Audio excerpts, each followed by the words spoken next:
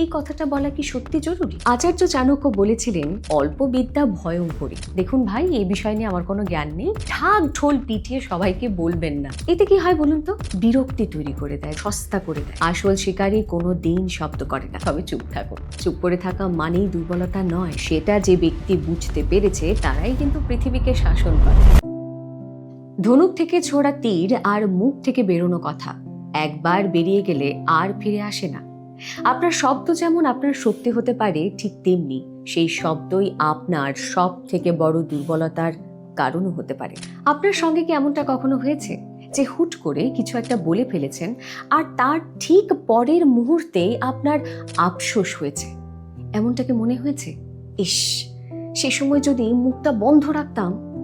আসলে সঠিক সময়ে চুপ থাকা আপনাকে অনেক সমস্যার হাত থেকে বাঁচাতে পারে। আচার্য চাণক্য বলেছিলেন, কোথায় কখন কি বলতে হবে আর কোথায় চুপ থাকতে হবে সেটা যে ব্যক্তি বুঝতে পেরেছে তাকে সফল হতে আর কেউ আটকাতে পারবে না। চুপ করে থাকা মানেই দুর্বলতা নয়, কখনো কখনো চুপ করে থাকা মানে নিজেকে বুদ্ধিমান হিসেবে প্রমাণ করা। তাহলে চলুন আজ চুপ থাকার সেই অসাধারণ শক্তিকে আবিষ্কার করি, যা আপনাকে শুধু বড় ভুল করার হাত থেকেই বাঁচাবে না, বরং আপনার ভেতরের আসল ক্ষমতাকে জাগিয়ে তুলবে। নমস্কার, আমি সুনন্দা আর আপনারা দেখছেন আরজে সুনন্দার এই ইউটিউব চ্যানেল। ভিডিওটি শুরু করার আগে আপনাদের সবাইকে আমি ধন্যবাদ জানাতে চাই আপনাদের এত ভালোবাসা আর আশীর্বাদে আপনাদেরই এই চ্যানেল আজ 1 লক্ষ মানুষের কাছে পৌঁছে গেছে। একটি ছোট্ট রিকোয়েস্ট, যদি এই ভিডিওটি আপনাদের সত্যি ভালো লেগে থাকে তাহলে একটি লাইক আর কমেন্ট করতে ভুলবেন না। এতে আর কিছুই নয়, এই ভিডিওটি আরো অনেক নতুন মানুষের কাছে পৌঁছে যাবে। তাহলে শুরু করা যাক আজকের ভিডিও, দ্য পাওয়ার অফ। আচ্ছা, আপনি কি কখনো দেখেছেন বনের রাজা সিংহ যখন শিকার করতে বেরোয় সে কি গর্জন করে নাকি একদম নিঃশব্দে পা ফেলে এগিয়ে যায়? মনে রাখবেন, আসল শিকারী কোনো দিন শব্দ করে না। আমাদের সমাজে একটা ভুল ধারণা আছে, যে বেশি চেঁচিয়ে কথা বলে বা যে সব তর্কে পাল্টা যুক্তি দেয় তাকে আমরা শক্তিশালী মনে করি। সাইকোলজি কিন্তু উল্টো কথা বলছে, যে চুপ থাকতে জানে আসলে আসল রিমোট কন্ট্রোলটা তার হাতেই থাকে। চুপ থাকা মানে শুধুমাত্র নিজেকে বাঁচিয়ে চলা নয়, এটি সাফল্য ছিনিয়ে আনার একটা দারুণ কৌশল। খেয়াল করে দেখবেন, প্রতিটি সফল মানুষ জানেন কখন কথা বলতে হবে, কিন্তু তার থেকেও বেশি ভালো জানেন কখন চুপ থাকতে হবে। আজ আমরা সেই 5টি পরিস্থিতি নিয়ে আলোচনা করব যেখানে আপনার চুপ থাকা আপনার সব থেকে বড় হাতিয়ার হতে পারে। প্রথম পরিস্থিতি, যখন আপনার কাছে পর্যাপ্ত তথ্য নেই, ঠিক তখন চুপ থাকুন। মাঝে মাঝে আমরা স্মার্ট সাজার জন্য এমন বিষয় নিয়ে কথা বলে ফেলি যে বিষয় সম্পর্কে হয়তো আমাদের জ্ঞান সীমিত। এতে কি হয় বলুন তো? এতে নিজের ইমেজ খারাপ হয়। কথায় আছে, অল্প বিদ্যা ভয়ঙ্করী। একটা বাস্তব উদাহরণ দিয়ে বোঝাচ্ছি। ধরুন, অফিসের মিটিং বা বন্ধুদের আড্ডায় কোনো জটিল টেকনিক্যাল বিষয় বা পলিটিক্স অথবা জিও পলিটিক্যাল ইস্যু নিয়ে কথা হচ্ছে, যা আপনি ভালো বোঝেন না। না বোঝাটাই স্বাভাবিক, সবাই যে সব বুঝবে এমন তো কোথাও লেখা নেই, সবাই সব বিষয়ে জ্ঞানী হতে পারে না। সেখানে জোর করে মতামত না দিয়ে আপনি চুপ থাকুন আর মন দিয়ে শুনুন। কেউ যদি আপনাকে কিছু বলতে বলে, আপনি সিম্পলি বলবেন, দেখুন ভাই, এই বিষয় নিয়ে আমার কোনো জ্ঞান নেই, আমি বরং শুনি। এতে কি হয় বলুন তো? দুটো বিষয়। এক, আপনি ভালো শ্রোতা হিসেবে অনেক কিছু জানতে পারেন। আরেক, আপনার মুখ থেকে বেফাঁস মন্তব্য বেরোনোর সম্ভাবনা অনেকটাই কমে যায়। দ্বিতীয় পরিস্থিতি, প্রচণ্ড রাগের মাথায় চুপ থাকুন। আজকের এই ভিডিওটি শুরু করার সময় আমি একটি লাইন দিয়ে শুরু করেছিলাম, ধনুক থেকে ছোড়া তীর আর মুখ থেকে বেরোনো কথা একবার বেরিয়ে গেলে সে আর কোনো দিন ফিরে আসে না। রাগের মাথায় আমরা অনেক সময় এমন সব কিছু বলে ফেলি যা পরবর্তী সময়ে হাজার ক্ষমা চাইলেও আর ফিরিয়ে নেওয়া যায় না। আমার নিজের জীবনে এরকম ঘটনা বহুবার ঘটেছে, আমি সেটা থেকেই শিখেছি। আই হোপ আপনাদের জীবনে এরকম পরিস্থিতির সম্মুখীন আপনারা হয়েছেন। কেন বললাম? একটা এক্সাম্পল দিই। ধরুন, আপনার কাছের মানুষ বা আপনার পার্টনার আপনাকে আজে বাজে কথা বলছে। সেই মুহূর্তেই আপনি যদি চিৎকার করতে শুরু করেন তাহলে ঝগড়াটা কিন্তু বাড়বে। আর আপনি যদি 10 মিনিট একদম চুপ করে যান, তবে উল্টো দিকের মানুষটি তার সেই ভুল বুঝতে বাধ্য হবে। নীরবতা হলো রাগের সব থেকে বড় ওষুধ।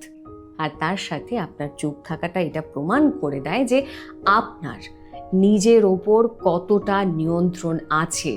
তৃতীয় যে পরিস্থিতিতে আপনাকে চুপ থাকতে হবে সেটা হলো, কেউ যখন তার দুঃখের কথা বলছে ঠিক তখন চুপ করে তার কথা শোনা। মানুষ যখন খুব কষ্টে থাকে তারা সমাধান চায় না, তারা শুধু চায় কেউ তাদের কথাটা শুনুক। ধরুন আপনার কোনো বন্ধু হয়তো তার ব্রেকআপ হয়েছে বা তার চাকরি চলে গেছে, কিংবা তার জীবনের একটা কঠিন সময়ের মধ্য দিয়ে সে যাচ্ছে। সেই সময় সব ঠিক হয়ে যাবে ভাই, বা আমার সাথে এরকমটা হয়েছিল, এইসব উপদেশের চেয়ে তার পাশে চুপচাপ বসে থাকাটা, তার চোখের দিকে তাকিয়ে তার সমস্ত কথা শোনা, সেটা সব থেকে বেশি গুরুত্বপূর্ণ, সেটা সব থেকে বেশি দামি। আপনার নীরবতা তাকে ভরসা দেবে যে আপনি তার পাশে আছেন।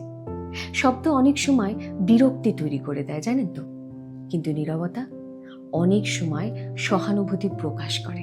এবার আসি চতুর্থ পরিস্থিতিতে। চতুর্থ পরিস্থিতিটি খুব ইন্টারেস্টিং। যখন অন্যকে নিয়ে সমালোচনা বা গসিপ করা হয়, ঠিক সেই সময় চুপ থাকুন। হ্যাঁ, অন্যের গসিপ করা সাময়িকভাবে মজা দিলেও এটি কিন্তু আপনার ব্যক্তিত্বকে সস্তা করে দেয়। একটু খেয়াল করে দেখবেন, অনেক সময় চায়ের দোকানে বা ফ্যামিলি ফাংশনে আপনার অনুপস্থিত কোনো আত্মীয় বা বন্ধুকে নিয়ে আজে বাজে কথা বলা হচ্ছে, তাকে নিয়ে সমালোচনা করা হচ্ছে। এমত অবস্থায় আপনি কিন্তু সেই আলোচনায় অংশগ্রহণ করবেন না, আপনি চুপ থাকবেন। কারণ একটা কথা মনে রাখবেন, যে আপনার সামনে অন্যের বদনাম গাইছে, আপনি সেই জায়গা থেকে সরে গেলে আপনার নামেও কথা বলতে সে 2 মিনিট সময় লাগাবে না। তাই এমন পরিস্থিতিতে সব সময় চুপ থাকতে হয়। আপনি যদি সেই গসিপে অংশ না নেন, তবে মানুষের মনে আপনার প্রতি একটা ভরসা তৈরি হবে। তারা ভাববে, আরে এই যখন এখানে কারোর নামে কথা বলছে না, তার মানে আমার পেছনেও সে আমার নামে কথা বলবে না। আপনার লয়্যালটি সেখানে কিন্তু অনেক বেড়ে যাবে। Last but not the least, এবার আসি আমাদের পঞ্চম পরিস্থিতিতে, যেটা আমি আমার ব্যক্তিগত জীবনে ভীষণভাবে মেনে চলি। নিজের বড় লক্ষ্য বা আগামী পরিকল্পনা নিয়ে চুপ থাকুন। আচার্য চাণক্য বলেছিলেন, নিজের লক্ষ্যের কথা ঢাক ঢোল পিটিয়ে সবাইকে বলবেন না। কেন জানেন? কারণ আপনি যখন আপনার পরিকল্পনার কথা সবাইকে বলে দেন, তখন আপনার মগজ মনে করে আপনি কাজটা অলরেডি করে ফেলেছেন। ফলে আপনার কাজের উৎসাহ কমে যায়। আপনার ভেতরে পরিকল্পনাগুলো নিজের ভেতরেই গোপন রাখুন। অন্ধকারে ঘাম ঝরান, লড়াই করুন, নিজেকে তৈরি করুন। আপনার হয়ে কথা বলবে আপনার কাজ, আপনার সাফল্য। Let your success make the noise. তাহলে নীরবতার এই অবিশ্বাস্য শক্তিটা আসলে কি? নীরব থাকা কোনো দুর্বলতা নয়, এটি একটি শিল্প, একটি আর্ট। এটি হলো ফেলিয়ার থেকে বাঁচার উপায় আর সাফল্য অর্জনের এক অমোঘ কৌশল। যারা শান্ত থাকতে জানে তারাই কিন্তু পৃথিবীকে শাসন করে। আজকের এই মুহূর্ত থেকে কিছু কিছু জায়গায় নীরবতাকে আপনার সঙ্গী করে নিন। প্রতিটি কথা বলার আগে অ্যাটলিস্ট 1 সেকেন্ডের জন্য নিজেকে একটি প্রশ্ন করুন, এই কথাটা বলা কি সত্যি জরুরি? এটা কি আমার বা অন্য কারোর আদৌ কোনো উপকারে আসবে? যদি উত্তর হয় না, তবে চুপ থাকুন। চলুন আজ থেকে আমরা সিদ্ধান্ত নিই, অপ্রয়োজনীয় তর্কে জড়াবো না, অজুহাত দেব না, বরং আমাদের নীরবতাকে আমরা আমাদের সব থেকে বড় হাতিয়ার বানাবো। আজকের এই 5টি পরিস্থিতির মধ্যে আপনার জীবনের সাথে কোনটি বেশি রিলেট করলো কমেন্ট বক্সে জানান। তাহলে দেখা হচ্ছে তো পরবর্তী ভিডিওতে।